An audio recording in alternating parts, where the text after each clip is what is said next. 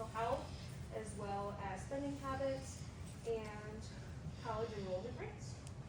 So just a little recap, as I stated before in our previous presentation, there's 19.4 million current active college students. So this is just something to keep in mind when we look at all of our data. Through Northern, there's 6,734 students, and the outstanding federal debt is 1.58 trillion. I updated this number yesterday, so it just did go up, just let you know. Through our introduction, there's 46 million Americans that have student loans right now. So taking a look at how many college students versus the student loans and comparing how many are actually in school, how many are out of school, and how many still have loans. The average debt per borrower is almost $55,000.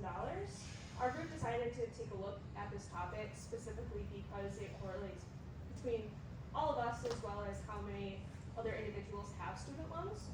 And for our agenda, we're going to look at our research questions, our hypothesis, the data collection and results, and analysis. So going into the intro for the correlation between student loans and mental health, we thought there was going to be a negative correlation. However, we just found that there is a correlation depending on the quantity of your financial loans.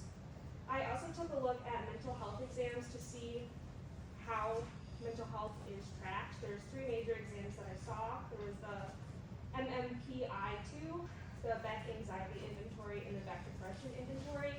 2 out of these 3 are Likert scales, and they're self-administered, so we have to keep in mind that sometimes there is a little bit of conflict with people not being truthful, as well as stress that a job may hold. A lot of students in school have jobs, so school by itself is already a full-time job if you're taking a 16-credit semester, so putting a job on top of that to pay for your loans as well as just financial needs, it causes a lot of stress.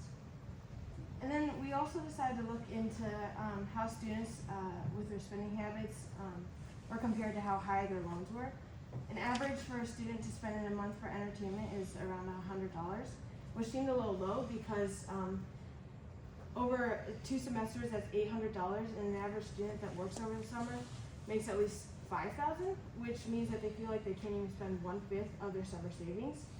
And then the average spending for a student that goes out to eat and cook at home is around $547, but for the average student that only stays home to cook is around $206. So we looked at whether all of those things were affected because of how high their loans were. So looking into the college enrollment level with student loans, as loans have increased like for almost every student around America, like total enrollment level has seemed to drop a little bit more. People are looking more at trade schools and something that has lower cost but still has a very high output.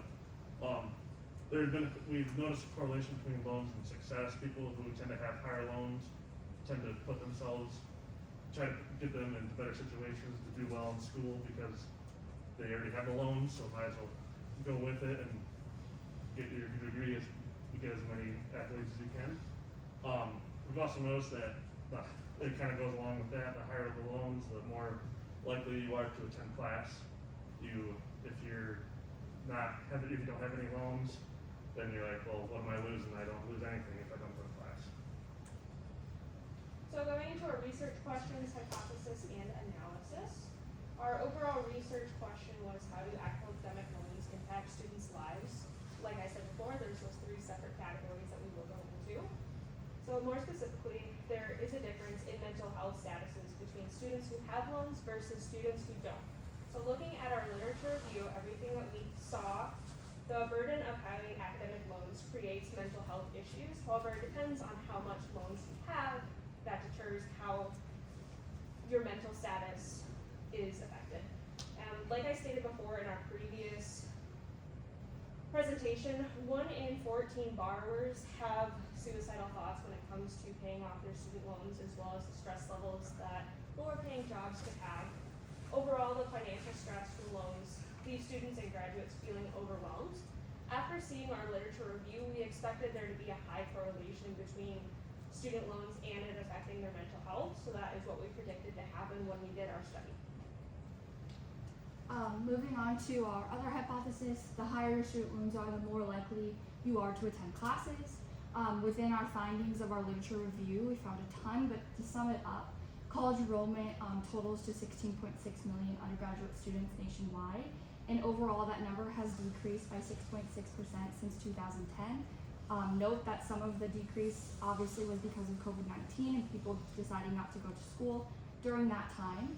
And also I found a very interesting study called The Benefits of Studying, which was a research done by two professors at University of Illinois. And students were put into two groups. One group of students was shown a list of loans they could obtain, and the other group was not shown a list of loans. The students that were shown the loan list attempted and earned more credits, they had higher GPAs, and they took school more serious. And this was done by Professor Marks at University of Illinois. From this, our predicted findings through our data, we assume that students would understand that they would have this academic burden and that they wanted to understand if the opportunity cost of school outweighs the benefit. From that, we said that the investment into your academics will leave people feeling more responsible to get the most out of their education, such as going to class more, actively participating in lectures and activities, and decreased college enrollment levels due to the high cost of attending college. So our third hypothesis, looking at if academic loans affect student spending habits, with our literacy review, we just were able to find that everyday decisions can come into play when people think about, oh, can I spend money here? But as Greta stated earlier, with people just eating out, they're afraid to spend that little bit of money compared to if they're working, they're just a sliver of the money that they've saved up. We also determined learned that it delays in life decisions such as buying a house, credit score, it can affect all of that. And the increasing loans have made us more cautious with our spending. A lot of people I know are very cautious of how much they spend per month. They want to make sure they're saving enough money to be able to pay off those loans in a timely manner. And what we expect to find, the higher the loans are that you have, obviously the more you're going to want to try to save, so you're going to pay them off timely. Less spend on unnecessary items. People will probably go out to eat less and everything like that. And the more to just do more cost saving in the long run. So moving on to the sample plan. So our survey was approximately 10 questions. The questions varied in topics, but the main topics were student loan amounts, students' mental health states, along with their stress levels, and also the financial decisions they make. We also looked at college attendance levels, and then of course we always had those demographic questions relating to the participant's age, gender, year in school, and so on. So this survey was obviously made through Qualtrics. It was mostly delivered online through social media and just passed along to friends and classmates. So our population segment, we're targeting college students, mostly ages 17 to 25, but there is some that will be out of this range who maybe did school later. Most of our samples obviously from the Midwest and mostly students from NMU, but there were some outliers. We also had a subsection of people aged 25 to 55. So these are people who have previously incurred their loans and are still paying them off. Maybe they're working in the field or still taking some classes. And a lot of these people would be family members or friends of NMU students. And then our segregated method, like I said before, it was mostly through online, through social media. There was also snowball sampling used where one person would take the survey and kind of recommend it to another and so on and so on. So I'm going to touch on the survey plan next. So for our survey instrument, it was a questionnaire and involved 10 questions with varying degrees of involvement. And then how the survey was split up, the first 4 questions were mainly demographic questions, just to kind of get a basis of who was actually answering these questions. These are all objective questions.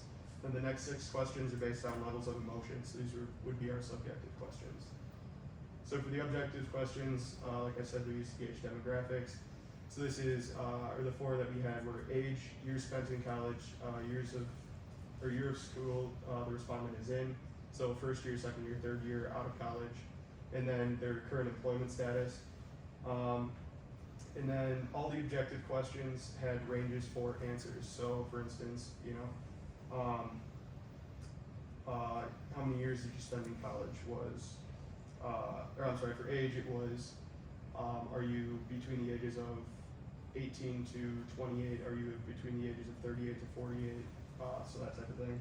The subjective questions, these were used to gauge kind of the measures of the respondents using a Likert scale.